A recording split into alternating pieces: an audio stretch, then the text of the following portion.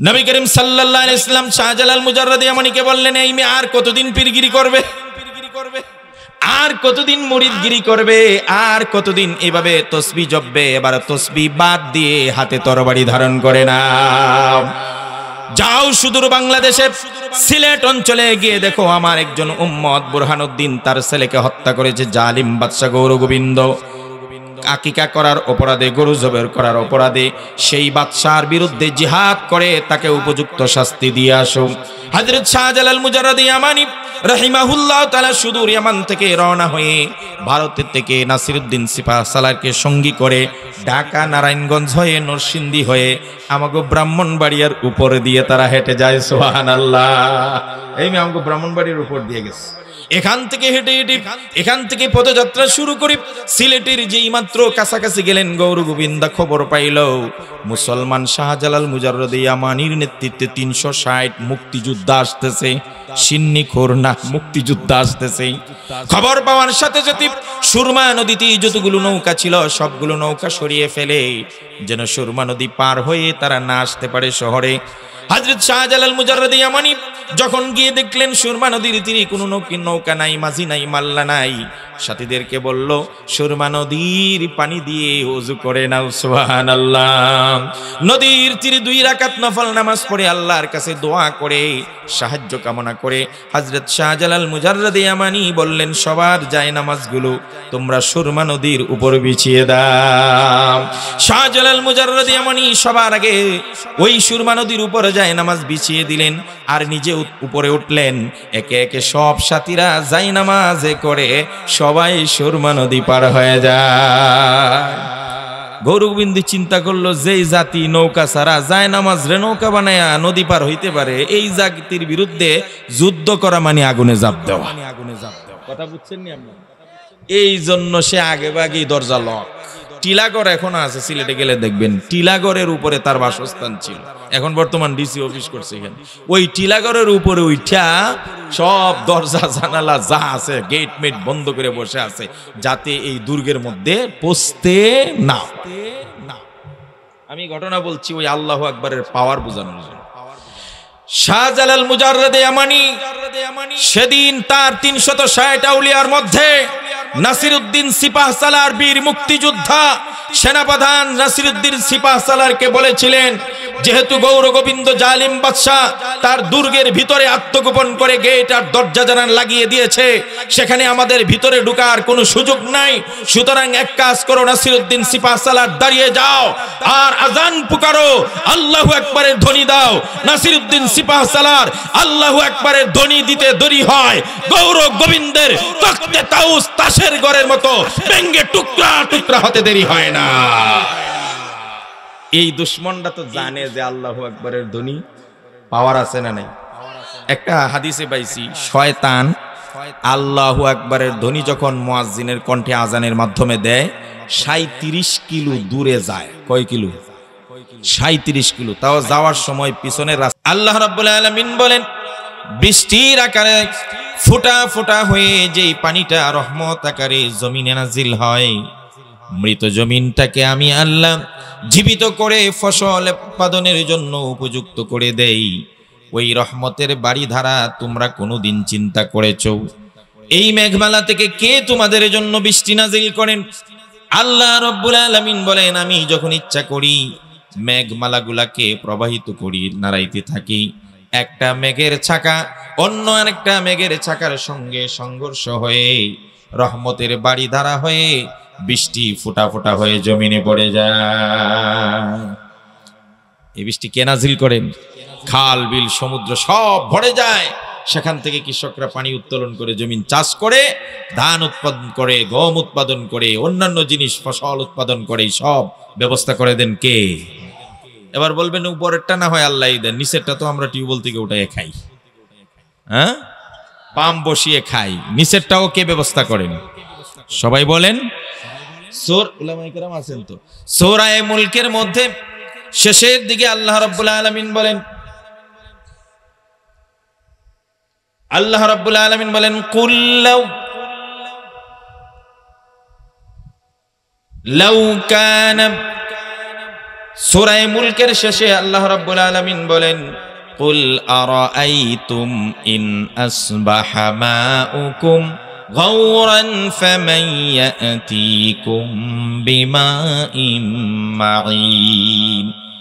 দুনিয়ার মানুষেরা ভূগর্ভ থেকে যে পানিটা তোমরা উত্তোলন করো আর্সেনিক মুক্ত, সেই পানিটাকে আমি আল্লাহ যদি লেয়ারটাকে নিচে নামিয়ে দিতাম, দুনিয়ার সমস্ত সায়েন্টিস্ট, সমস্ত বৈজ্ঞানিকরা মিলে যদি চেষ্টা করত আর মাটির নিচে পানির লেয়ার যদি না পাইতো, তাহলে দুনিয়ার কোনো মানুষ নিচ থেকে পরিষ্কার আর্সেনিক মুক্ত পানি উত্তোলন করতে পারত না। 600 ফুট 700 ফুট 900 ফুট পরে গেলে আমরা বিশুদ্ধ পানি যাই। আল্লাহ পাক বলেন, যদি আমি এটাকে লক্ষ লক্ষ গুণ নিচে নামিয়ে দিতাম, তাহলে কারো বাবারও ক্ষমতা ছিল না সেখান থেকে পানি উত্তোলন করা। আর জোরে বলেন না। তাহলে আমাদের খাওয়ান কে? পান করান কে? অসুস্থ হয়ে গেলে সুস্থ করেন কে? কোরআন বলছে, ওয়াইদা মারিদতু ফাহুয়া ইয়াশফিন। আর যখন আমরা অসুস্থ হয়ে যাই, আমার আল্লাহ সুস্থ করে দেন। সুবহানাল্লাহ। সুতরাং সব সময় প্রশংসা হবে কার? সুখের সময় প্রশংসা করবেন কার? দুঃখের সময়, সুস্থ থাকলে, অসুস্থ হলে, পেটে ভাত থাকলে, পেটে ভাত না থাকলে। আমাদের একটা অভ্যাস আছে, যদি ছেলে বিদেশ থাকে, নিজ জমি জামার মধ্যে যথেষ্ট ধান হয়েছে, সারা বছর খোরাক হয়ে গেল, প্রতি মাসে 50,000 20-30,000 40,000 পাঠাইতেছে, বস আমার সংসার খুব ভালো চলছে, প্রতিদিন আমি বাজারে যাই, সকালবেলা নাস্তা টাস্তা করে মুস্তাও দিয়ে সেজে গুজে বাজারে যাওয়ার পথে যদি কেউ জিজ্ঞেস করে, চাচা কেমন আছেন, তখন বলে আলহামদুলিল্লাহ, আল্লাহ আমাকে খুব ভালো রাখছে। কারণ খেতে ধান আছে আর পকেটে কি আছে? কথা বলেন না। শরীরটাও মোটামুটি ভালো, খাইতে পারতেছি। আর হঠাৎ করে বন্যা এসে শিলাবৃষ্টি হয়ে জমিনের ধান এবছর সব শেষ। আবার ঘটনা ঘটছে কি, যে পুলা বিদেশ থেকে 50,000 টাকা পাঠায়, 2 মাস যাবত টাকা বন্ধ, মালিকে টাকা দিচ্ছে না। চাচার অবস্থা ভালো না খারাপ? কথা বলেন না। একদিকে ধান নাই আর একদিকে টাকা নাই। এবার চাচা বাজারে যায়, আগের মতো তেল তিলি নাই, কোন রকম হেলে দুলে যায়। তখন বাতিজা জিজ্ঞেস করে, চাচা আসসালামু আলাইকুম, কেমন আছেন? মুখটা বাংলা পাসের মতো গুমরা করে বলে, আর কেমন, যত বিপদ খালি আমার। আছে না নাই? কথা বলেন। এটাকে মুমিনের সিফাত। সুখেও প্রশংসা হবে কার? দুঃখে প্রশংসা হবে কার? সর্বাবস্থায় প্রশংসা করব একজনের, তিনি কে? নবী করিম সাল্লাল্লাহু আলাইহি সাল্লাম বলেন, আউয়ালু মান ইউদখিলুল জান্নাতা আল্লাযীনা ইয়াহমাদুনাল্লাহা ফিস সাররাই ওয়াদ দাররা। নবীজি বলেন, জান্নাতে সর্বপ্রথম আল্লাহর নবীগণ সবার আগে জান্নাতে যাবেন। বিশ্বনবী বলেন, আমি নবী জান্নাতে পা রাখার আগ পর্যন্ত দুনিয়ার আর কোন নবী জান্নাতে যেতে পারবে না। সবার আগে জান্নাতে যাবেন আমাদের নবী বিশ্বনবী মুহাম্মদ সাল্লাল্লাহু আলাইহি। নবীদের ক্যাটাগরি যখন শেষ হয়ে যাবে, এবার উম্মতের পালা। উম্মতের মধ্যে সবার আগে কে জান্নাতে যাবে? আমার নবী সাল্লাল্লাহু আলাইহি সাল্লাম বলেন, যেহেতু আমার উম্মত সর্বশ্রেষ্ঠ উম্মত, পৃথিবী আদম থেকে নিয়ে ঈসা আলাইহিস সালাম পর্যন্ত যত নবীর উম্মত আগমন করেছেন, সবার চাইতে সেরা উম্মত, শ্রেষ্ঠ উম্মত হলেন আখিরি জামানার পয়গম্বর নবী রাহমা মুহাম্মদ সাল্লাল্লাহু আলাইহি সাল্লামের উম্মত। কোরআন সাক্ষী দিচ্ছে, কুনতুম খায়রা উম্মাতিন উখরিজাত লিন-নাসি তা'মুরুনা বিল মা'রুফি ওয়া তানহাউনা আনিল মুনকার। আল্লাহ পাক বলেন, তোমরা হলে শ্রেষ্ঠ জাতি। এই জন্য বিশ্বনবী সাল্লাল্লাহু আলাইহি সাল্লাম বলেন, নবীদের মধ্যে যেমন আমি সবার আগে জান্নাতে যাব, উম্মতের মধ্যে সবার আগে আমার উম্মত জান্নাতে যাবে। এবার আসেন, এই উম্মতের মধ্যে সবার আগে কে জান্নাতে যাবে? আমার নবীজি বলেন, উম্মতের মধ্যে সবার আগে আমার হেরা গুহার সাথী, আমার গারে সৌরের সাথী আবু বকর রাদিয়াল্লাহু তাআলা আনহু সবার আগে জান্নাতে যাবেন। সুবহানাল্লাহ। সাহাবীদের নবীদের ক্যাটাগরি শেষ, এটা তো একটা সিস্টেম। ভিআইপিদেরকে আগে যাইতে দেওয়া হলো। সাধারণ মুসলমানের মধ্যে সবার আগে কারা জান্নাতে যাবে? সাধারণ মুসলমান। এবার নবীজি এই প্রশ্নের উত্তরে বলেন, আল্লাযীনা ইয়াহমাদুনাল্লাহা ফিস সাররাই ওয়াদ দাররা।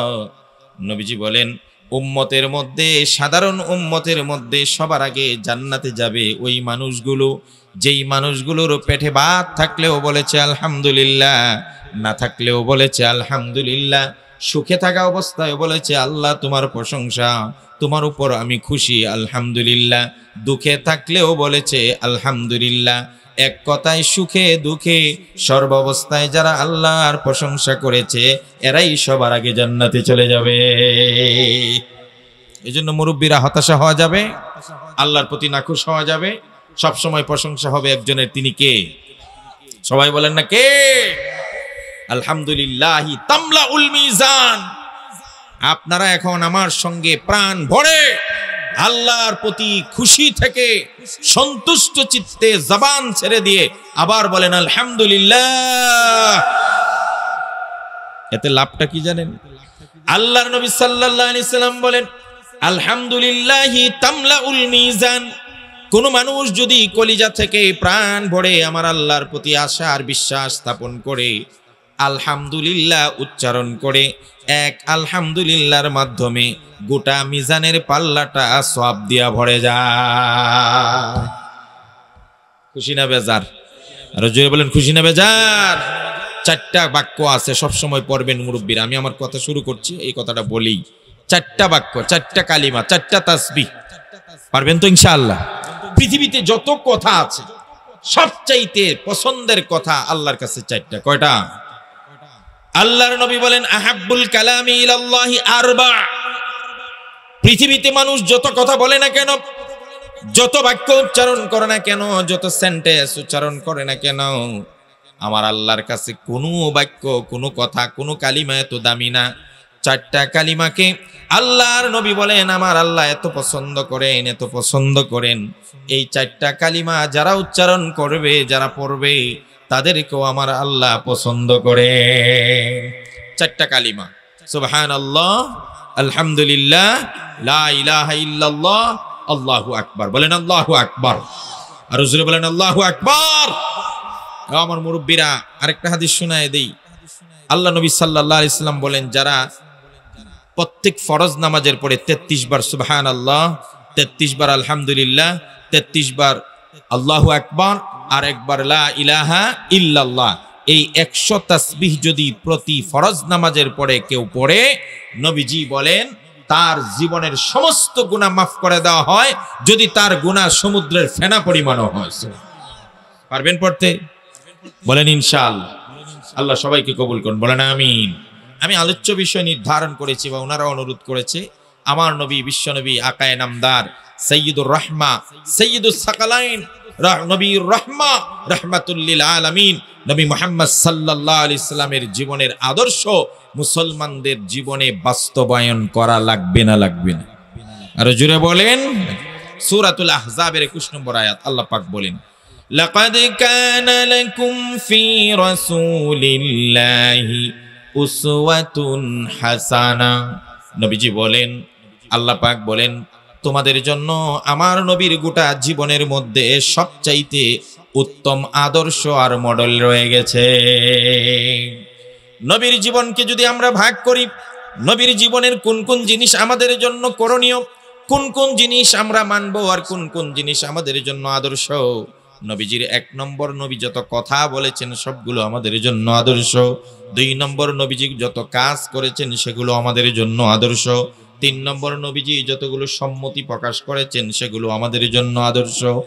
এক কথায় আল্লাহর নবী, বিশ্ব নবী মুহাম্মদুর রাসূলুল্লাহ সাল্লাল্লাহু আলাইহি ওয়াসাল্লামের জন্ম থেকে মৃত্যু পর্যন্ত, নবীজির শৈশবকাল, নবীজির কৈশোরকাল, নবীজির বৃদ্ধকাল, নবীজির মুসাফিরের জীবন, আমার নবীজি ঘরের জীবন, নবীজি স্বামী হিসাবে কেমন ছিলেন, আমার নবীজি শাসক হিসাবে কেমন ছিলেন, আমার নবীজি যোদ্ধা হিসাবে কেমন ছিলেন, বাবা হিসাবে আমার নবীজি কেমন ছিলেন, মালিক হিসাবে কেমন ছিলেন, ইমাম হিসাবে নবীজি কেমন ছিলেন, সমাজের নেতা হিসাবে আমার নবী কেমন ছিলেন, রাষ্ট্র পরিচালনায় আমার নবী কেমন ছিলেন।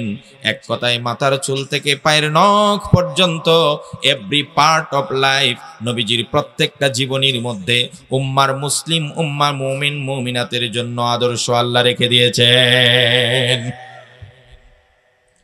সুপ্রিয় ভাইয়েরা আমার, উত্তম চরিত্র এমন একটা গুণ, আমরা নামাজকে যতটা গুরুত্ব দেই, রোজাকে যতটা গুরুত্ব দেই, হজ যাকাতকে যতটা গুরুত্ব দেই, মানুষের সঙ্গে ভালো ব্যবহার করা উত্তম আচরণকে ততটা গুরুত্ব দেই না। আজকে আমি একটা হাদিস শুনিয়ে দেব, খুব ভালো করে শুনবেন। আল্লাহর নবীর সাহাবী সাইয়্যিদুনা আবু হুরায়রা রাদিয়াল্লাহু তাআলা আনহু বলেন, সুইলা রাসূলুল্লাহি সাল্লাল্লাহু আলাইহি ওয়াসাল্লাম আন আকসারি মা ইউদখিলুন নাসাল জান্নাহ। আল্লাহর নবীকে প্রশ্ন করা হলেন, হুজুর সবচাইতে বেশি মানুষ কোন গুণের কারণে জান্নাতে যাবে, কোন দুইটা গুণ অর্জন করলে মানুষ বেশি বেশি জান্নাতে যেতে পারবে?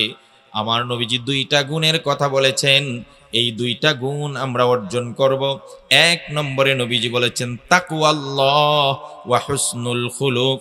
নাম্বার 1, আল্লাহর তাকওয়ার ভয় যাদের অন্তরে তৈরি করবে। আর 2 নম্বরে যাদের উত্তম আচরণ আর ব্যবহার করতে পারবে, মানুষের সঙ্গে আচরণ ভালো করবে, কথা সুন্দর করে বলবে, ভালোবাসে মানুষকে কাছে টেনে নিবে। আরে ভাই, সুন্দর কথা বলা, হাসি মুখে কথা বলা, এটা আমার নবীজির সুন্নত। কথা বলেন ঠিক কিনা?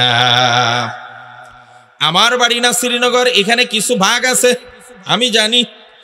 কোন ভাইয়েরা, আমি ওনাদেরকে সম্মান এবং রেসপেক্ট করে বলি, ওনারা আমার সুন্নি ভাই, কেউ ওয়াহাবি ভাই। এই বিভাজন আমরা কখনো করব না। এরা আমাদের দুশমন না, ওয়াহাবি আমাদের দুশমন না, সুন্নিও আমাদের দুশমন না। আল মুসলিম আখুল মুসলিম, মুসলমান মুসলমান ভাই ভাই। কথা বলেন ঠিক কি না?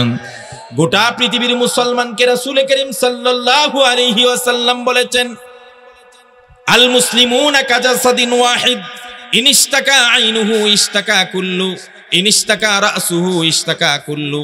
নবীজি বলেন, গোটা পৃথিবীর পাশ্চাত্য থেকে পশ্চাত্য, শিমাল থেকে জনুব, উত্তর মেরু থেকে দক্ষিণ মেরু, গোটা পৃথিবীর শ্বেতাঙ্গ কৃষ্ণাঙ্গ, কালো সাদা, রাজা প্রজা, ছোট বড়, আরবি অনারবি, পশ্চিমা পূর্বে যত মুসলমান আছে, সব মুসলমান একটা বডির মতো। বডির মধ্যে কেউ যদি চোখে ব্যথা পায়, তাহলে আরেকটা চোখ টেনশন মুক্ত হয়ে ঘুমাইতে পারে না। মাথায় যদি কারো ব্যথা থাকে, বাকি শরীরটা ঘুমায় না। মাথার ব্যথায় সমস্ত শরীর যেমন ব্যথিত হয়ে যায়, ঠিক প্রাচ্য থেকে পশ্চাত্য গোকর্ণের একজন মুসলমান যদি আঘাতপ্রাপ্ত হয়, না শ্রীনগরের মুসলমানের ব্যথা লাগবে। একটা ওয়াহাবি ভাই যদি ব্যথা পায়, সুন্নি ভাইয়েরও ব্যথা লাগবে। আবার সুন্নি ভাই যদি আঘাতপ্রাপ্ত হয়, ওয়াহাবি ভাইয়েরও ব্যথা লাগবে। কথা বলেন ঠিক কিনা? আজকে এই সম্প্রীতি, বন্ধন, মায়া, মমতা ভুলে গেছি। আরে ভাই, সে কোন দলের, সে কোন পীরের মুরিদ, এটা বিবেচ্য নয়। সে কালিমাওয়ালা মুসলমান, তাকে সাথে পেলে, সামনে পেলে আপনার প্রথম কাজ হবে আসসালামু আলাইকুম ওয়া রাহমাতুল্লাহ। দ্বিতীয় কাজ, মুস্কি হাসি দিয়ে তাকে ভালো মন্দ জিজ্ঞেস করবেন। রাসূলুল্লাহ বলেন, তাবাসসুমুকা লি আখিকা সাদাকা।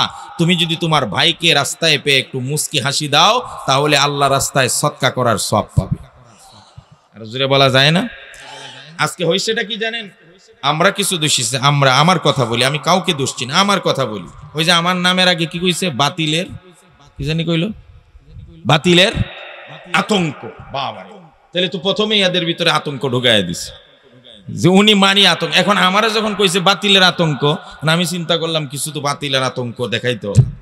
এখন ইচ্ছা মতে কাকে বলবো, কাকে মারবো, কাকে ধরবো আর কাকে গালি দিব, এই চিন্তা আমার টেন্ডেন্সি কাজ করে। কারণ আমি বাতিলের আতঙ্ক মানে মাইট দৌড় করো, হুঙ্কার দৌড় না। বাতিলের আতঙ্ক জায়গা মতে, মুসলমান জায়গা মতো নরম, জায়গা মতে গরম। কথা বলে ঠিক কিনা? এই কোন ওয়াহাবি আমার দুশ্মন নয়, কোন সুন্নি আমার দুশ্মন নয়, কোন পীরের মুরিদ আমার দুশ্মন নয়, কালিমাওয়ালা মুসলমান দুশ্মন নয়। কোরআন বলছে দুশ্মন কারা? আর আসাদুন নাসি আদাওয়াতাল লিল্লাযিনা আমানুল ইয়াহুদা ওয়াল্লাযিনা আশরাকু। মুসলমানদের জানের দুশ্মন হলো দুই দল, এক দল হলো ইহুদি, আরেক দল হলো মুশরিক যারা, তারা। কথা বলে ঠিক কিনা? মুসলমানের জানের দুশ্মন হলো নবীর দুশ্মন যারা, যারা নবীকে প্রকাশ্যে গালিগালাজ করে। ভারতের নূপুর শর্মা ভারতের রামগিরি যখন বিশ্বনবী সাল্লাল্লাহু আলাইহি সাল্লাম এবং তার স্ত্রী আয়েশা এবং খাদিজাকে নিয়ে কটাক্ষ করেছে, তারা হলো আমাদের জানের দুশ্মন, তখন সুন্নি বুঝি না, ওয়াহাবি বুঝি না, টুপি গুল হোক, লম্বা হোক, শ্বেতাঙ্গ হোক, কালো হোক, দলা হোক, সব মুসলমান কাঁধে কাঁধ মিলিয়ে বেঈমান মুশরিকদের বিরুদ্ধে, নবীর দুশ্মনের বিরুদ্ধে রাজপথ উত্তপ্ত করার জন্য তখন আতঙ্ক দেখাবো। কথা বলে ঠিক কিনা?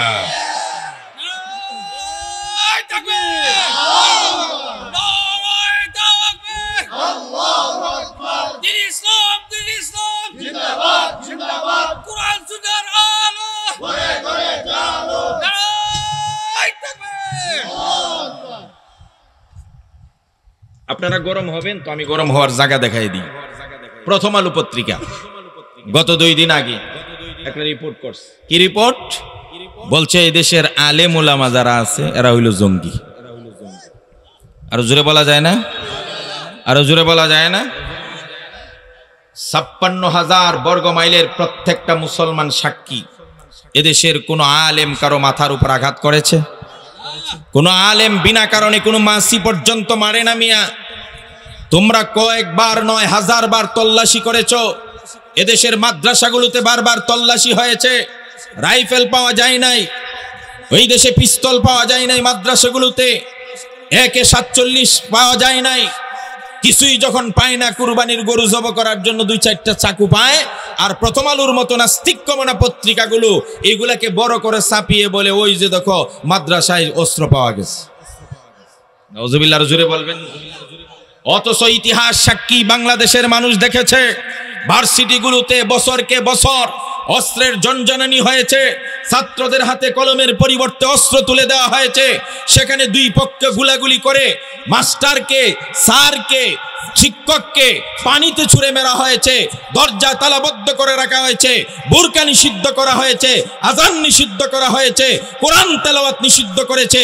অথচ ঢাকার রাজপথে সেই দিনও একটা বিশ্ববিদ্যালয়ের হলের মধ্যে হিন্দুদের মন্দির এবং মূর্তি দিয়ে সাজিয়ে সেখানে তারা পূজা অর্চনা করে, সেখানে বাধা নাই। অথচ সিরাত কনফারেন্স ভার্সিটিতে করতে দেওয়া হয় না। এইভাবে প্রতি ক্ষণে ক্ষণে ভার্সিটিগুলোতে অস্ত্রের জনজননী আমরা পেয়েছি। মাসের মাস সেশন জট লাগিয়ে আমার মেয়ে ছেলেদের পড়ার মধ্যে ব্যাঘাত করেছে। 2-3 বছরের অনার্সকে 6 বছর পর্যন্ত টেনে নিয়েছে। ওই অস্ত্রগুলো প্রথম আলোর মতো পত্রিকা কখনো প্রকাশ করে না। আর কুরবানির ছুরি পেয়ে তারা বলে আমাদের আলেম ওলামা নাকি জঙ্গি। সাংবাদিক ইলিয়াস ভাই বলেছে বিগত 17 বছরে এই প্রথম আলোর সাংবাদিকরাই আলেম ওলামা কে কে জঙ্গি এই লিস্ট সরকারের কাছে প্রথম আলো সাপ্লাই করেছে। সুতরাং সুন্নি মুসলমান, ওয়াহাবি মুসলমান দুশ্মন চিহ্নিত করতে চাও, কার বিরুদ্ধে হুঙ্কার দিবে, কাকে ধরবে, কাকে মারবে, আমি দেখিয়ে দিয়ে যাই। আজকে সবাই মিলে আওয়াজ তুলো, আলেমদের দুশ্মন, উলামায়ে কেরামের জানের দুশ্মন বামপন্থী এই নাস্তিক পত্রিকা প্রথম আলো যদি তাদের বক্তব্য উদ্ধ না করে, তাহলে সারা বাংলাদেশের মুসলমান মিলে প্রথম আলোকে সিলগালা করবে, বয়কট করবে। সাংবাদিকদের সনদপত্র কেড়ে নিয়ে বঙ্গোপসাগরে তাদেরকে নিক্ষেপ করা হবে। এসেন আমি দুশ্মন দেখায় দিই, কার বিরুদ্ধে আপনি হুঙ্কার দিবেন? আমার মুসলমান ভাইয়ের বিরুদ্ধে আমার কোনো অভিযোগ নেই। তাকে কলিজা বড় করে তার বুকে টেনে নাও। রাসূল করিম সাল্লাল্লাহু আলাইহি সাল্লাম বলছেন সিলমান কাতাকা ওয়াফু মান আম্মান যালামাকা আও আসাকা।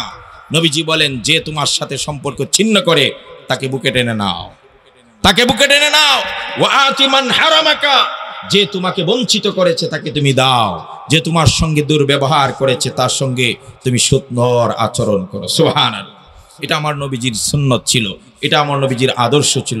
এজন্য নবীজি বলছেন সবচেয়ে বেশি মানুষ যে 2টা গুণের কারণে জান্নাতে যাবে এর মধ্যে একটা হলো হুসনুল খুলুক, উত্তম আচরণ। সুবহানাল্লাহ।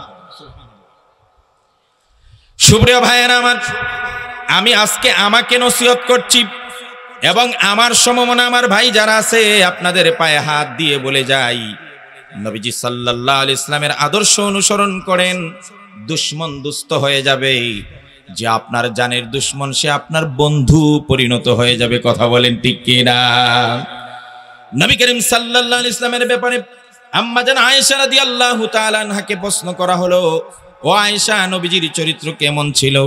আম্মা জান আয়েশা রাদিয়াল্লাহু তাআলা আনহা বলেন, লাম ইয়াকুন রাসূলুল্লাহ সাল্লাল্লাহু আলাইহি ওয়াসাল্লাম ফাহিশান ওয়ালা মুতাফাহিশান ওয়ালা সাখাবান ফিল আসওয়াক ওয়ালা ইয়াজজি বিস-সাইয়্যাতি আস-সাইয়্যাতা ওয়ালাকিন ইয়াফু ওয়া ইয়াসফা।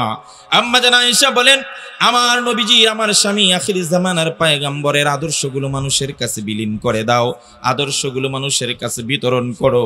আমার নবীজি কখনো অশ্লীল কথা মুখে উচ্চারণ করেন নাই। সুবহানাল্লাহ। সুতরাং এক নম্বরে, বিশেষ করে ওয়াজের মঞ্চে বসে আমরা কখনো অশ্লীল ভাষা ব্যবহার করব? কথা বলেন না। আল্লাহর নবীর ব্যাপারে বলেছে, ওয়ালাম ইয়াকুন রাসূলুল্লাহ সাল্লাল্লাহু আলাইহি ওয়াসাল্লাম সাব্বাবান। নবীজি কখনো কাউকে গালি দিতেন না। ও আমার উলামায়ে কেরাম, ও আমার সজাতি ভাইয়েরা, ও আমার কালিমাওয়ালা মুসলিম ভাইয়েরা, ওয়াজের মঞ্চে উঠে আমরা কাউকে গালি দেব না। নবীর সুন্নত এটা নয়, নবীর সুন্নত এটা নয়।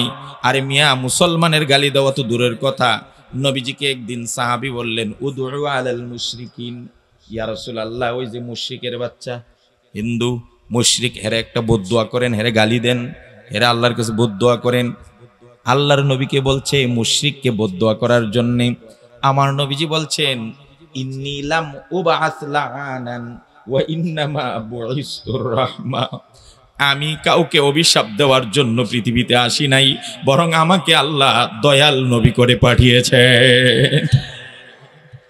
ওয়ামা আরসালনাকা ইল্লা রাহমাতাল লিল আলামিন। গোটা পৃথিবীতে রাসূলুল্লাহকে আলামিন, একটু শব্দ চয়ন খেয়াল করবেন।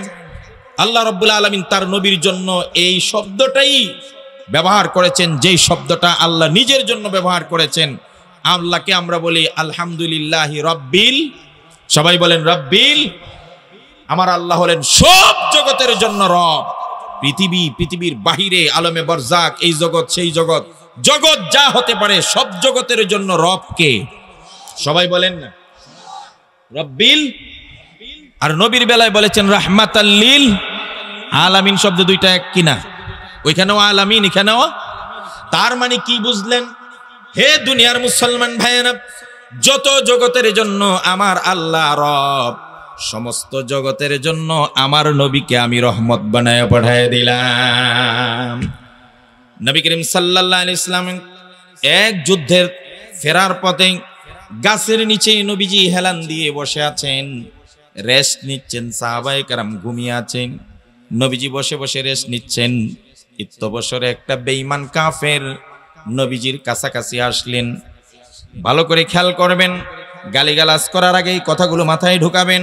কার সঙ্গে নরম ব্যবহার, কেমন ছিল আমার দয়াল নবীর চরিত্র। আল্লাহর নবী এভাবে বসে আছেন, হঠাৎ করে চোখ লেগে গেল, ঘুমিয়ে গেলেন। নবীজির তরবারিটা গাছের ডালের উপর ঝুলিয়ে রাখছেন, আর নবীজি ঘুমাইতেছেন। এমন সময় একজন বেঈমান কাফের আসলো, নবীজিকে দেখলেন, নবীজি ঘুমারিটা ঠিক তার মাথার উপরে।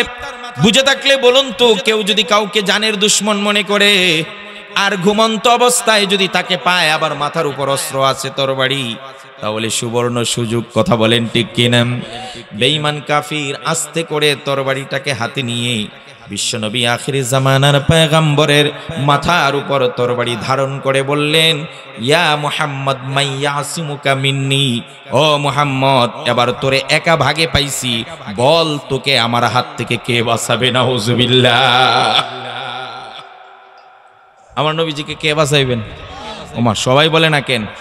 আরো জোরে বলেন না কেন? এই মেয়ে, আমি মামুনুল হকের ছাত্র। মামুনুল হকের নাম শুনছেন? আল্লামা শাইখুল হাদিস মামুনুল হক, ওনার কাছে আমি বুখারী পড়ছি, আর ওই অংশটাই পড়ছি, কিতাবুল মাগাজি, যুদ্ধের অংশটাই পড়ছি। তো মামুনুল হকের কিছু সিটাপাটা কি আমার ভিতরে থাকবে না? আমি ধারণ করেছি। বাংলাদেশের বুকে আমি দুইজন বক্তার ওয়াজই ফলো করতাম। একজন আল্লামা দেলোয়ার হোসেন সাইদি সাহেব, উনি ভিন্ন যে কোনো মতবাদের হোক, কিন্তু ওয়াজের ময়দানে ওনার উপস্থাপনা, ওনার কথা আমাকে পছন্দ করতো, ছোটবেলা থেকে আকৃষ্ট করতো। আর হইল আল্লামা মামুনুল হক। একটা কথা আছে না, বাপ কা বেটা সিপাহী কা ঘোড়া, কুছ না হো তো থোড়া থোড়া, কিছু না হইলে তুমি সিটাবাটা পেয়েছি।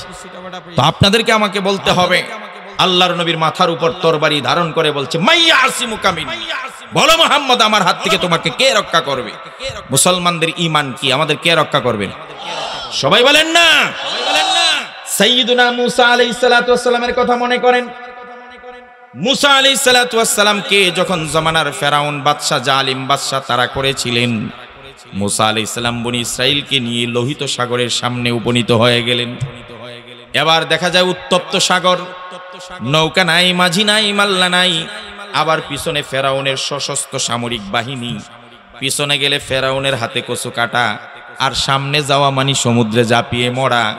এই অবস্থায় মুসার জাতি বনি ইসরাইলের মুসলমানরা মুসা আলাইহিস সালাতু ওয়াস সালামকে লক্ষ্য করে বলেছিলেন, ইয়া মুসা ইন্না লামুদ্রাকুন।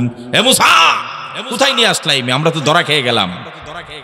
পিছনে ফেরাউন আর সামনে সাগর, সাগরে পড়লে পইরা মরবো, আর পিছনে গেলে কচু কাটা হবো। ইয়া মুসা ইন্না লামুদ্রাকুন, হে মুসা আমরা কোথায় নিয়ে আসছো? তো মুসা আলাইহিস সালাতু ওয়াস সালাম বললেন, আমরা ধরা খাইতে পারি না, আমরা মরতে পারি না। নবীওয়ালা ঈমান মিয়া, নবীওয়ালা ঈমান। সেই দিন মুসা আলাইহিস সালাম বলছিলেন, কাল্লা কাল্লা ইন্না মাইয়া রাব্বি সায়াহদিন। কোশ্চিন কালেও নয়, নন এভার, হতেই পারে না। মুসলমান মরতে পারে না, মুসলমানকে কেউ ধ্বংস করতে পারে না।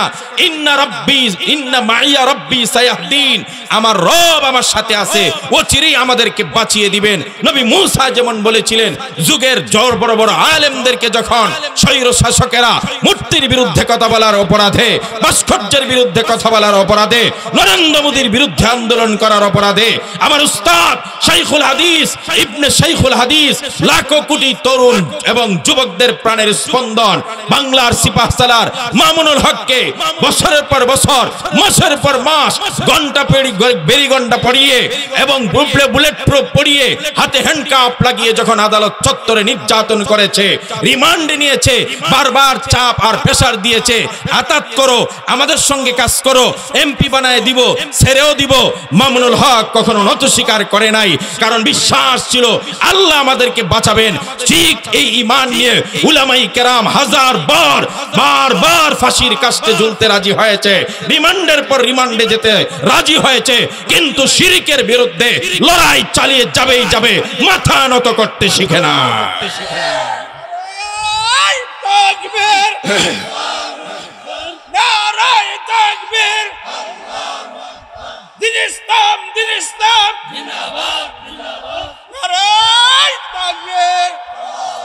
সুপ্রিয় ভাইরা, নবী করিম সাল্লাল্লাহু আলাইহি ওয়াসাল্লামের মাথার উপর তরবারি ধরে বলল, মাইয়া আসিমুকা মিন্নি, আমার কাছ থেকে তোমাকে কে বাঁচাবে? আমাদেরকে কে বাঁচাবে? আল্লাহু খায়রুন হাফিজাও ওয়া হুয়া আরহামুর রাহিমিন। মুসলমানদের রক্ষাকর্তা কে? আল্লাহু ওয়ালিয়ুল্লাযীনা আমানু ইখরিজুহুম মিনাজ যুলুমাতি ইলান নূর ওয়াল্লাযীনা কাফারু আউলিয়াউহুমুত তাগুত ইখরিজুনাহুম মিনান নূরি ইলাজ যুলুমাত। আল্লাহ হলেন মুমিনদের ওয়ালি, আল্লাহ হলেন মুমিনদের অভিভাবক, আল্লাহ হলেন মুমিনদের রক্ষাকর্তা। আল্লাহ রাব্বুল আলামিন মুমিনদের ব্যাপারে বলে, আলাইসাল্লাহু বিকাফিন আবদা, ও আমার গোলামেরা, আমি কি তোমাদের জন্য যথেষ্ট নই? আমরা সবাই শাহাদাত আঙ্গুল উপরে উঠিয়ে বলবো, আমাদের জন্য কে যথেষ্ট? এই আল্লাহ প্রশ্ন করছেন, উত্তর দিতে হবে না? আল্লাহ বলছেন আলাইসাল্লাহু আঙ্গুল উঠান না কেন? আলাইসাল্লাহু বিকাফিন আবদা, হে গোলামেরা, আল্লাহ কি তোমাদের জন্য যথেষ্ট নয়?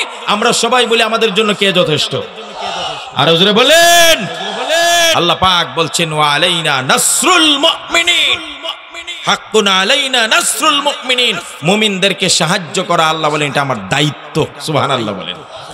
এর চেয়ে বড় কর্তা আমাদের আর কে হতে পারে? রক্ষাকারী কে হতে পারে? আল্লাহ আমাদের বন্ধু, আল্লাহ আমাদের রক্ষাকর্তা। মুহাম্মদ সাল্লাল্লাহু আলাইহি ওয়াসাল্লামের মাথার উপর যখন তরবারি ধারণ করেছেন, আল্লাহ নবী সাল্লাল্লাহু আলাইহি ওয়াসাল্লাম বলেন, আল্লাহু ইয়াসিমুনি মিনকা, আমার আল্লাহ তোমার হাত থেকে আমাকে বাঁচায় দিবে। সুবহানাল্লাহ। এই আল্লাহর নামের ধ্বনি, এটার মধ্যে পাওয়ার আছে না? কথা বলেন না? এই জন্যই তুই বিগত 17 বছর আল্লাহু আকবারের ধ্বনি তারা দিতে দেয় নাই। স্লোগান দিলেই তারা একটা শব্দ আমাদের বিরুদ্ধে ব্যবহার করেছে, হয় বলেছে মৌলবাদী, আর না হলে বলেছে রাজাকার। কথা বলেন না কেন? যেই জিনিস নিন্দে ওই জিনিসই মানুষ পিন্দে, আমাদের এলাকার ভাষা। যেই অস্ত্র দিয়ে এতদিন আমাদেরকে ঘায়েল করেছে, জিহাদের কথা বললেই বলেছে জঙ্গি, রাষ্ট্রনীতি নিয়ে কথা বললে বলেছে জঙ্গি, ভাস্কর্যের বিরুদ্ধে কথা বললে বলেছে জঙ্গি, দুর্নীতি আর টেন্ডারবাজি নিয়ে কথা বললে বলেছে জঙ্গি, আর সন্ত্রাসের বিরুদ্ধে কথা বললে বলেছে এই জঙ্গি। যখন যে আইন বেআইনি পাশ করেছে এর বিরুদ্ধে কথা বললেই বলেছে জঙ্গি, হেফাজুদ্দিনকে বলেছে জঙ্গি, আলেমদেরকে বলেছে জঙ্গি, আর না হলে বলেছে রাজাকার। আল্লাহ বলেন, যেই শব্দ দিয়ে এতদিন অন্যকে ঘায়েল করেছো ওই অস্ত্র তোমার বিরুদ্ধে ব্যবহার করলাম। তোমার একটা শব্দ রাজাকারের মাধ্যমে 17 বৎসরের তখতে তাউস ভেঙ্গে তান খান হয়ে গেছে। কথা বলেন ঠিক কিনা? এই জন্য আল্লাহর নামের পাওয়ার আছে না?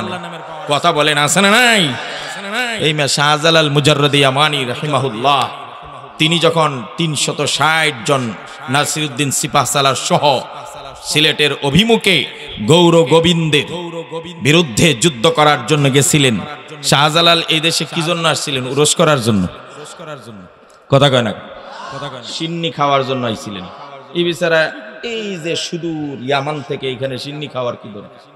কেন আসছিলেন? সিলেটের মুসলিম ইমানদার তৌহিদি জনতার একজন ছিল বুরহানুদ্দিন।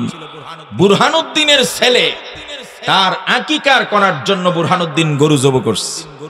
এটা রাসূল করিম সাল্লাল্লাহু আলাইহি ইসলামের সুন্নাহ। গরুকে আল্লাহ আমাদের জন্য হালাল করেছে। আজকের দিনেও গুজরাটের কসাই নরেন্দ্র মোদী মুসলমানদেরকে গরু জব করার অপরাধে তাদের বাড়িতে হামলা করে, মুসলমানদেরকে জবে করে, মুসলমানদের সম্পদ লুট করছে। এই জন্য গুজরাটের সেই কসাইয়ের বিরুদ্ধে তখন আন্দোলন হয়েছিল, কারণ মুসলমানদের জন্য সে জম হয়ে দাঁড়িয়েছিল। যেই জম গুজরাটের কসাই নামে পরিচিত, মুসলমানদের প্রাণের দুশ্মন, তাকে বাংলাদেশে ওয়েলকাম করবে রজত জয়ন্তী পালনের উদ্দেশ্যে, সেটা মুসলমান বরদাস্ত করতে পারে না। তো গৌর গোবিন্দ এই খবর পেয়ে যে গরু জবে করলো কেন, এই জন্য গৌর গোবিন্দের ছেলেকে, যার নামে আকিকা, তাকে হত্যা করেছিল। নাউজুবিল্লাহ। তখন বুরহানুদ্দিনের ছেলেকে, বুরহানুদ্দিন আকাশের দিকে হাত উত্তোলন করে বলেছিলেন, আল্লাহ, আপনার জমিনে নবীর সুন্নতকে পালন করতে গিয়ে আমার ছেলে শহীদ হলো। আপনার কোনো উম্মত, কোনো গোলাম কি নাই যে গৌর গোবিন্দকে শায়েস্তা করার জন্য? এই ডাক আল্লাহ বিশ্বনবী সাল্লাল্লাহু আলাইহি ইসলামের কবরের মধ্যে পৌঁছায় দিয়েছেন। সুবহানাল্লাহ। নবীজি স্বপ্ন যুগে তারই বংশধর শাহজালাল মুজাররদি ইয়ামানিকে স্বপ্ন দেখাইছেন। কি স্বপ্ন? নবী করিম সাল্লাল্লাহু আলাইহি ইসলাম শাহজালাল মুজাররদি ইয়ামানিকে বললেন, এই মেয়ে আর কতদিন পীরগিরি করবে? আর কতদিন মুরিদগিরি করবে? আর কতদিন এভাবে তসবিহ জপবে? এবার তসবিহ বাদ দিয়ে হাতে তরবারি ধারণ করে না। যাও সুদূর বাংলাদেশে সিলেট অঞ্চলে গিয়ে দেখো, আমার একজন উম্মত বুরহানুদ্দিন তার ছেলেকে হত্যা করেছে জালিম বাদশা গৌর গোবিন্দ। আকিকা করার অপরাধে, গরু জবের করার অপরাধে সেই বাদশার বিরুদ্ধে জিহাদ করে তাকে উপযুক্ত শাস্তি দিয়ে আসো। হযরত শাহজালাল মুজাররদি ইয়ামানি রাহিমাহুল্লাহ তাআলা সুদূর ইয়ামান থেকে রওনা হয়ে ভারতের থেকে নাসিরউদ্দিন সিপাহসালারকে সঙ্গী করে ঢাকা, নারায়ণগঞ্জ হয়ে, নরসিংদী হয়ে আমাগো ব্রাহ্মণবাড়িয়ার উপর দিয়ে তারা হেঁটে যায়। সুবহানাল্লাহ। এই আমাগো ব্রাহ্মণবাড়িয়ার উপর দিয়ে গেছে। এখান থেকে হেঁটে হেঁটে, এখান থেকে পদযাত্রা শুরু করি। সিলেটের যেই মাত্র কাছাকাছি গেলেন, গৌর গোবিন্দা খবর পাইল মুসলমান শাহজালাল মুজাররদি ইয়ামানির নেতৃত্বে 360 মুক্তিযোদ্ধা আসতেছে। সিন্নিখোর না, মুক্তিযোদ্ধা আসতেছে। খবর পাওয়ার সাথে সাথে সুরমা নদীতে যতগুলো নৌকা ছিল সবগুলো নৌকা সরিয়ে ফেলে, যেন সুরমা নদী পার হয়ে তারা না আসতে পারে শহরে। হযরত শাহজালাল মুজাররদি ইয়ামানি যখন গিয়ে দেখলেন সুরমা নদীর তীরে কোনো নৌকা নাই, মাঝি নাই, মাল্লা নাই, সাথীদেরকে বলল, সুরমা নদীর পানি দিয়ে ওযু করে নাও। সুবহানাল্লাহ। নদীর তীরে 2 রাকাত নফল নামাজ পড়ে আল্লাহর কাছে দোয়া করে, সাহায্য কামনা করে হযরত শাহজালাল মুজাররদি ইয়ামানি বললেন, সবার যায় নামাজগুলো তোমরা সুরমা নদীর উপর বিছিয়ে দাও। শাহজালাল মুজাররদি ইয়ামানি সবার আগে ওই সুরমা নদীর উপর যায় নামাজ বিছিয়ে দিলেন, আর নিজে উপরে উঠলেন।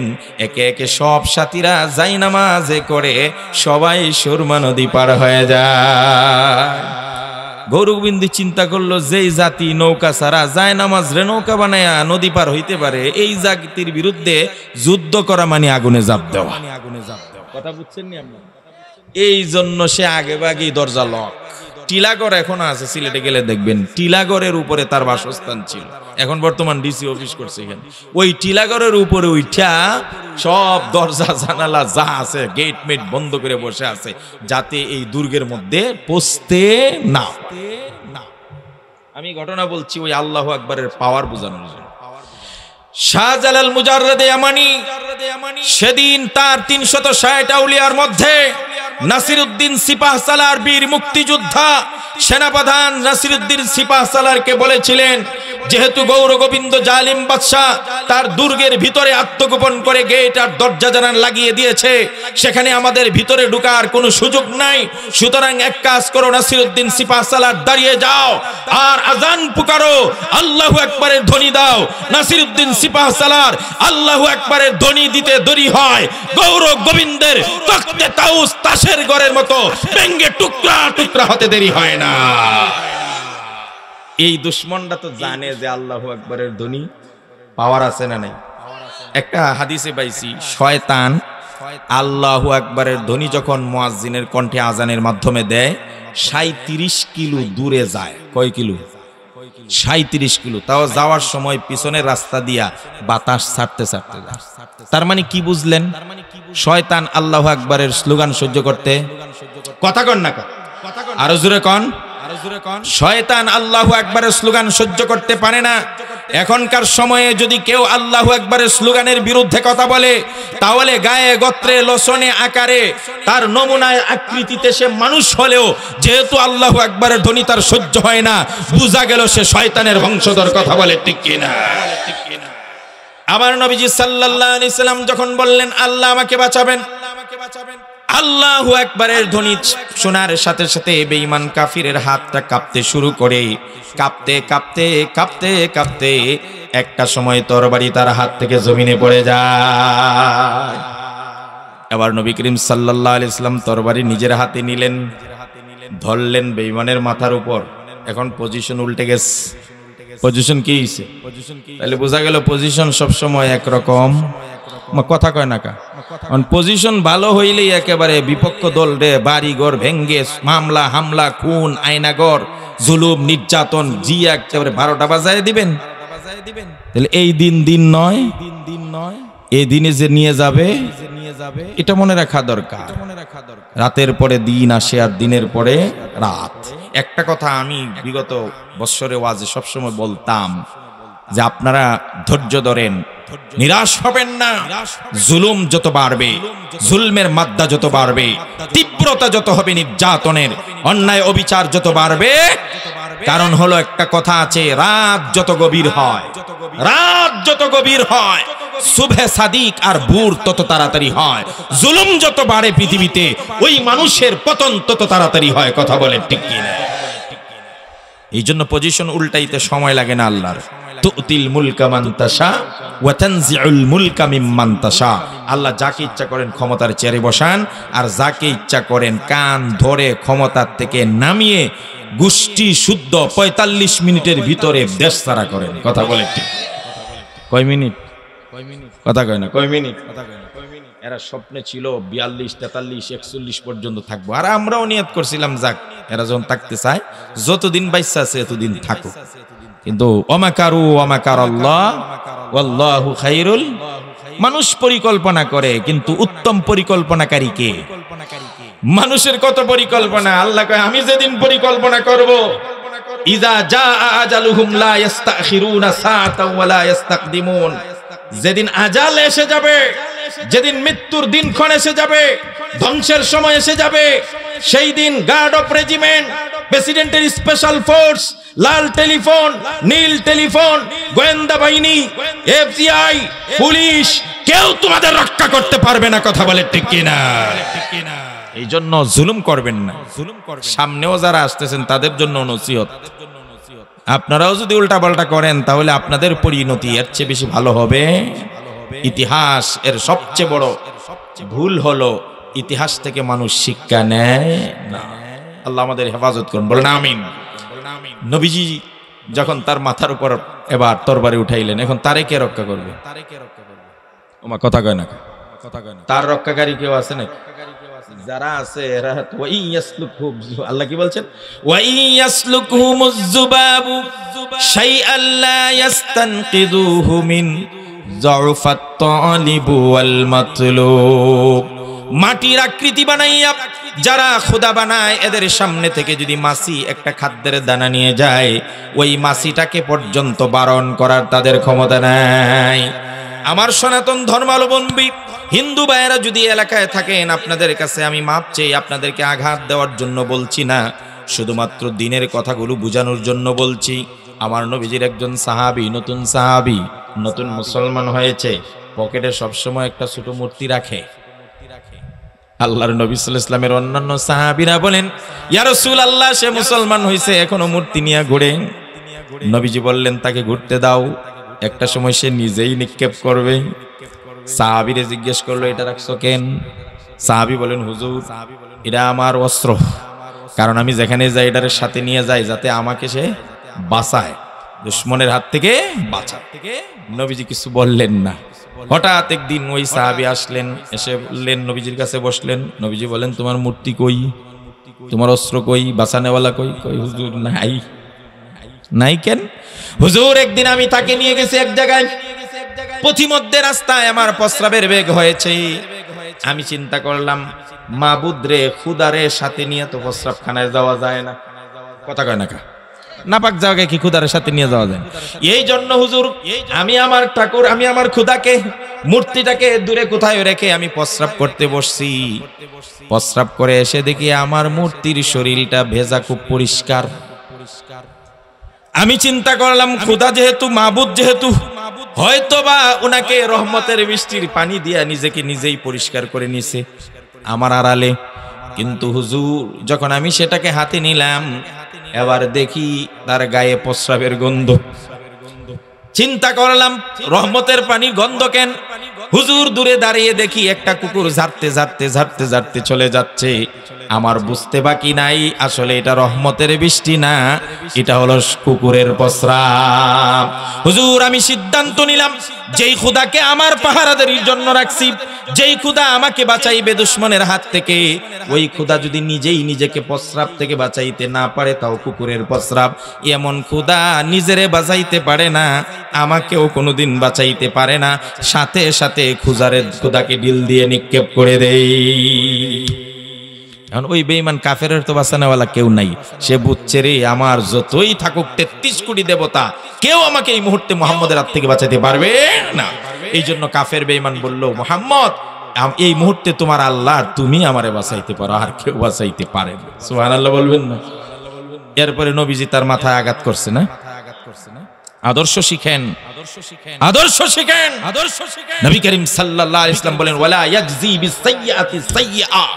খারাপের বদলায় খারাপ নয়, মন্দের বদলায় মন্দ নয়, অন্যায়ের বিরুদ্ধে অন্যায় নয়।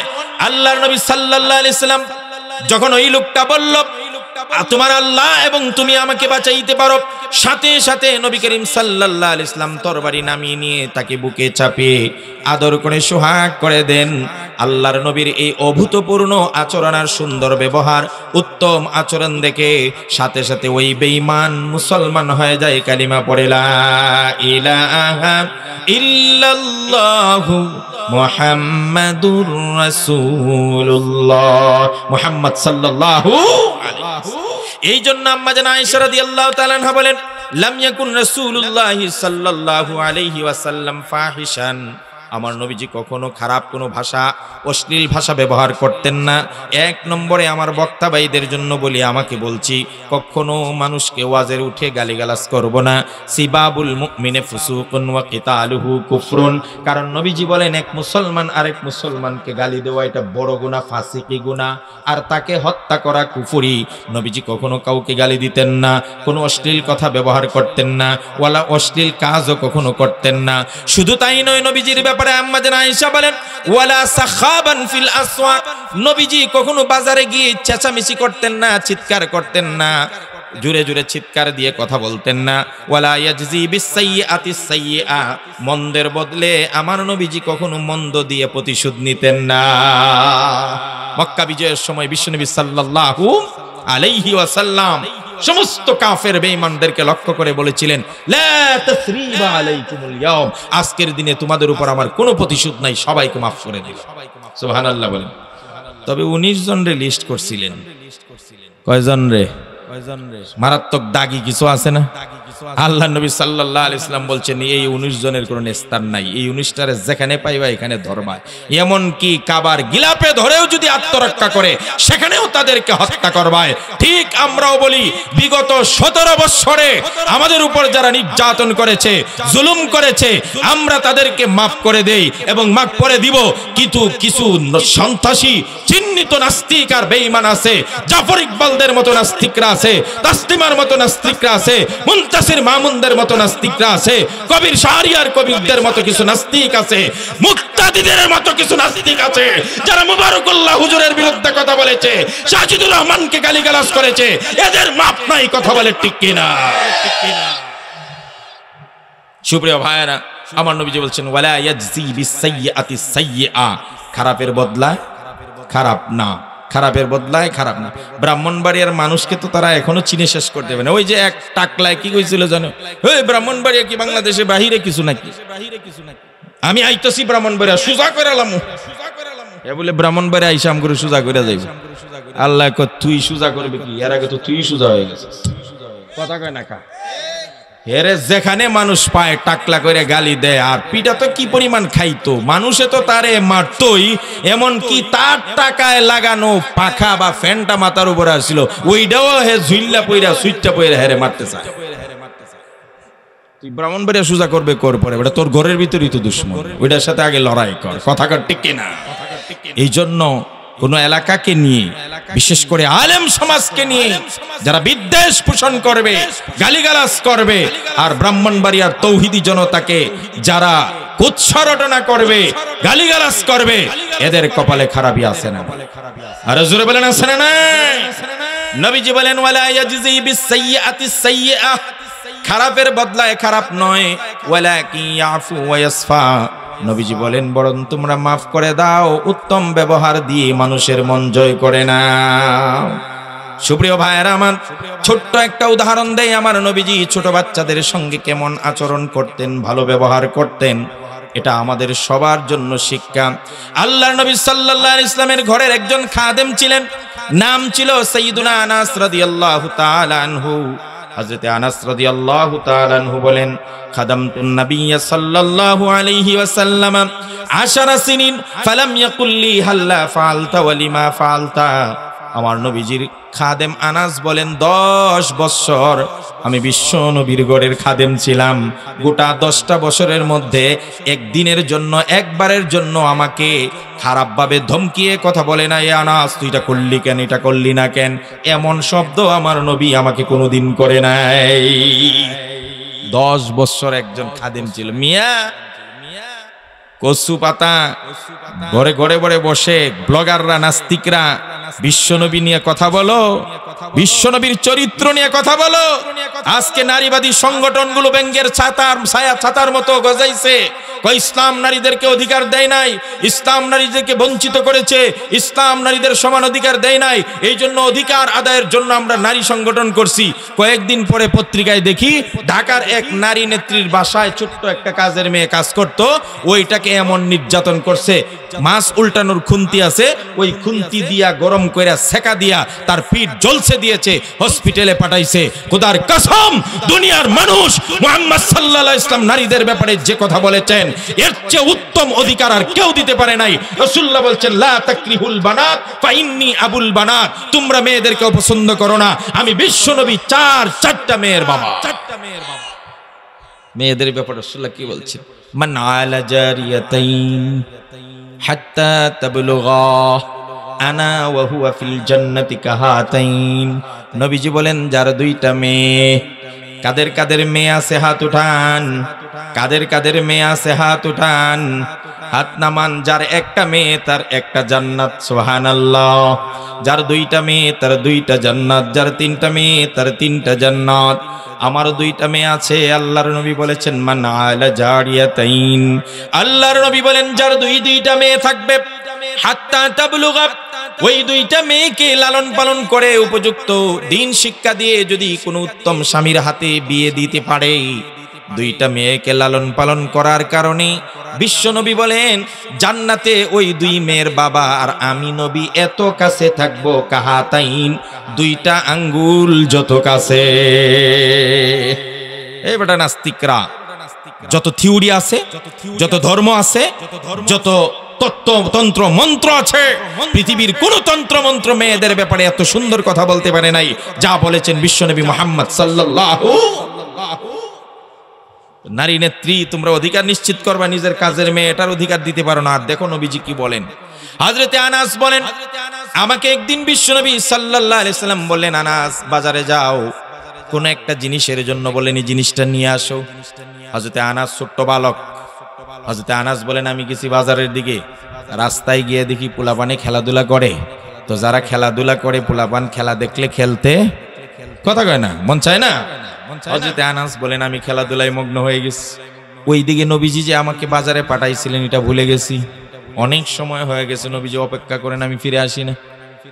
হযরতে আনাস বলেন আল্লাহর নবী বিশ্বনবী মুহাম্মদুর রাসূলুল্লাহ সাল্লাল্লাহু আলাইহি সাল্লাম আমার আসতে দেরি দেখে নিজেই আমাকে খোঁজার জন্য বের হয়ে গেলেন। আমার নবীজি রাস্তার পাশে এসে দেখেন আমি খেলা করছি, আমার তো খবর নাই।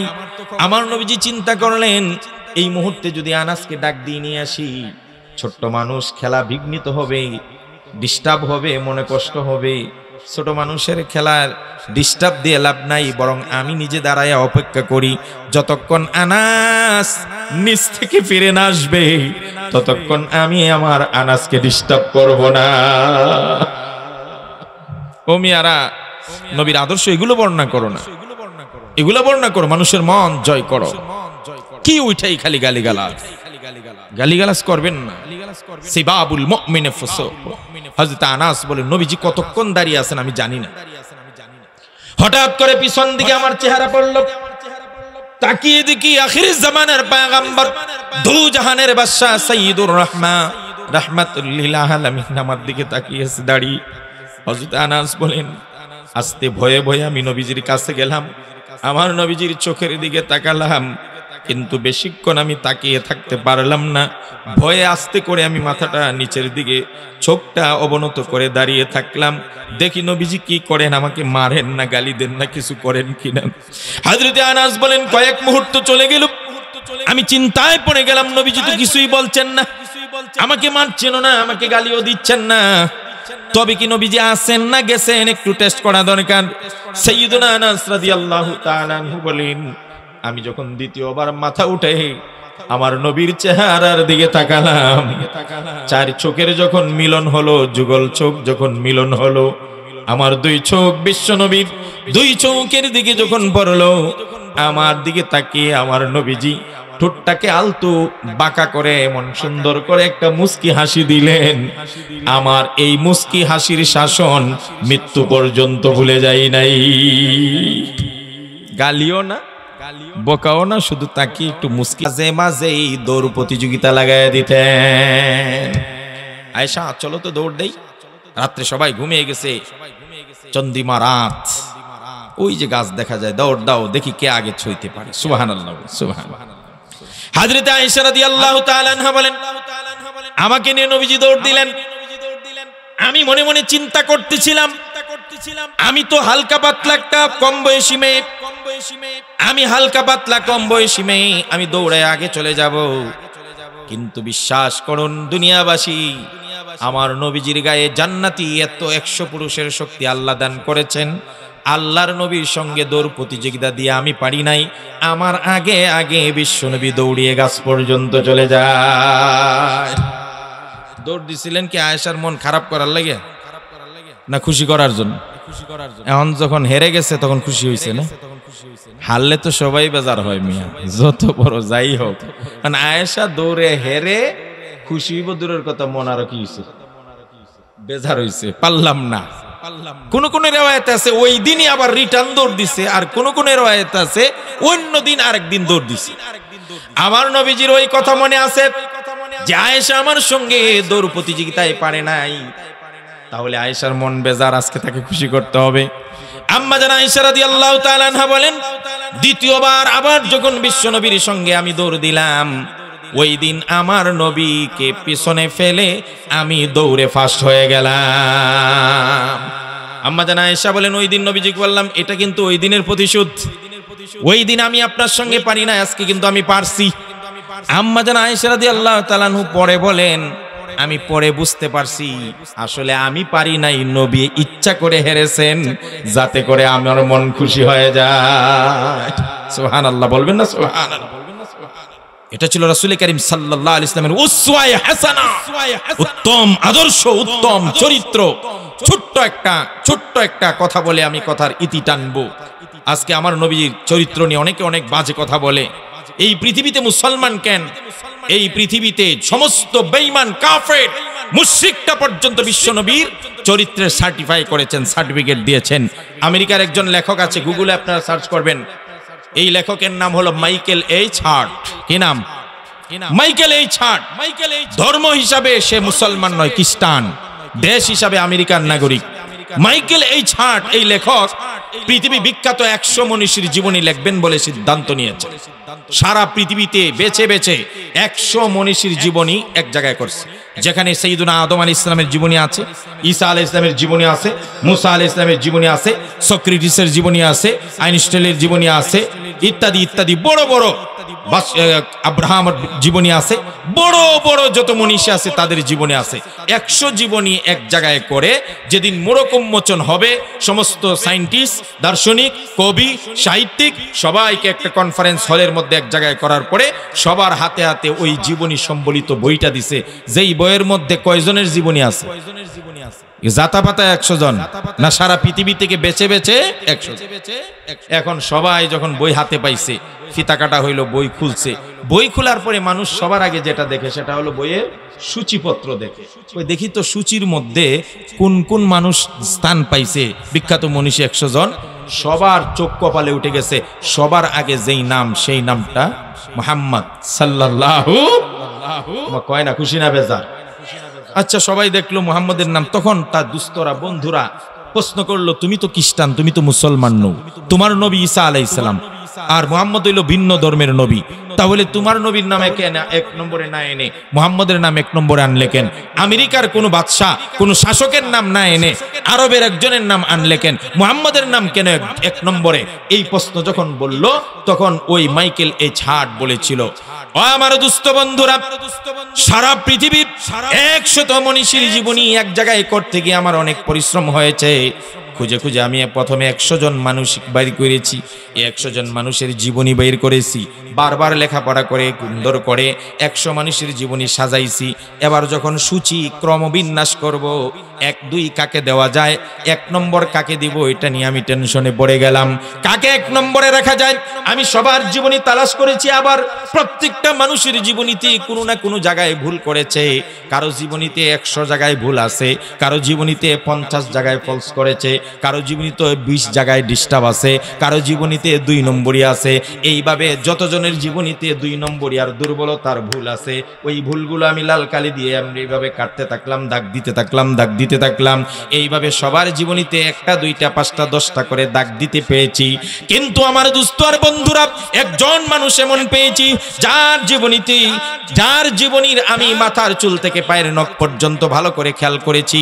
আমি তার ঘরের জীবন, আমি তার বাহিরের জীবন, একামতের জীবন, সফরের জীবন, রাষ্ট্রপ্রধান হিসেবে তার কোনো ভুল আছে কিনা আমি খেয়াল করেছি, সেনাপ্রধান হিসেবে কোনো ভুল করেছেন কিনা দেখতে চেষ্টা করেছি, ইমামতি করার সময় কোনো অন্যায় করেছেন কিনা, বাবা হিসাবে তিনি কেমন ছিলেন, মালিক হিসাবে কেমন ছিলেন, ব্যবসায়ী হিসাবে কেমন ছিলেন, স্বামী হিসাবে কেমন ছিলেন, দুস্থ হিসাবে কেমন ছিলেন, তার চলার ভঙ্গি কেমন ছিল, তার কথা বলার ভঙ্গি কেমন ছিল, আপনজনের সঙ্গে কি ব্যবহার করতেন, দূরবর্তীদের সঙ্গে কি ব্যবহার ছিল, মুশরিক বেঈমানদের সঙ্গে তার কি ব্যবহার ছিল, বিধর্মীদের সঙ্গে তার কি আচরণ ছিল।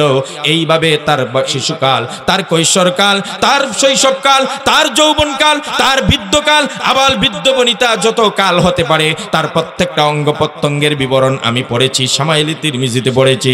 মাথার চুল থেকে পায়ের নখ পর্যন্ত, জন্ম থেকে মৃত্যু পর্যন্ত প্রত্যেকটা জীবন ভালো করে তালাশ করে দেখেছি, কিন্তু আমি আজকে তোমাদেরকে সাক্ষী রেখে জানিয়ে দিতে চাই, ওই মুহাম্মদের জীবনের এভরি পার্ট অফ লাইফ, জীবনের প্রত্যেকটা কথা, প্রত্যেকটা কাজ আমি বিশ্লেষণ করে দেখেছি।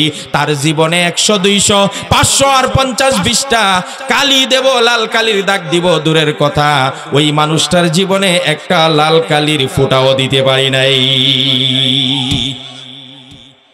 যেই খ্রিস্টান বিশ্বনবীর চরিত্রের ব্যাপারে এত বড় সার্টিফাই করলো, আর আজকে 360 আউলিয়ার দেশে, লক্ষ লক্ষ মসজিদের দেশে, হাজার হাজার উলামায়ে কেরামের দেশে, 92% মুসলমানের দেশে যেই সমস্ত নাস্তিক মুরতাদরা নবীর বিরুদ্ধে আর নবীর ওয়ারিস উলামায়ে কেরামের বিরুদ্ধে এখনো কথা বলে যাচ্ছে, নতুন স্বাধীনতা উত্তর বাংলাদেশে যদি ইসলামের বিরুদ্ধে কেউ কথা বলে, নবীর বিরুদ্ধে কেউ কথা বলে, প্রথম আলুর মতো আলেমদের বিরুদ্ধে যদি কেউ আঙ্গুল তুলতে চায়, তাহলে হুঁশিয়ার উচ্চারণ করে দিতে চায়, হাতি ঘোড়া গেল তোল, সাগিয়ে বলে কত জল।